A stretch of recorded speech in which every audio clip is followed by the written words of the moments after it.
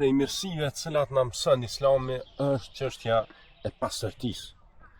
Dhe na mëson pastërtinë të trupit, të shpirtit, të rrobave, të shtëpisë, të burrit dhe të ambientit. Po me keqardhje, po e them, shikoni çfarë vend i bukur është kë. Është vend turistik. Shikoni çfarë kanë bërë me betonina. Po zotin, a nuk është turp kjo? Wallahi vinë njerëz prej vende më të larta të botës, prej Australisë, prej Amerikës, prej Zelandës tre, vinë me shiku bukuritë e vendit tonë, mirë po ja çfarë shohin.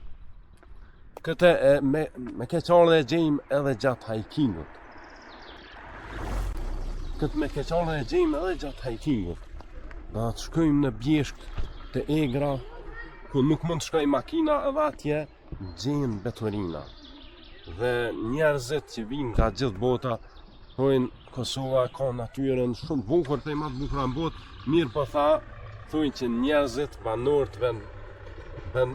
banorët vendas nuk janë të kujdesshëm sa i përket pastërtisë.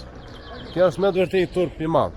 Kështu që vetë disa nojo njerëz, mos i honi brenda betorinat kështu, mos u bëni kështu, kaq pa edukat, pa disiplinum. Unë kam parasysh që më bani pastërti brenda shtëpisë. Po qatë pastërti që më bani brenda shtëpisë, më bani edhe jashme, bile jashtë është më me rëndësi, është në dobi të përgjithshme. Brenda shtëpisë është vetëm për ty. Bani disiplinë. Bani se është me të vërtetë turp.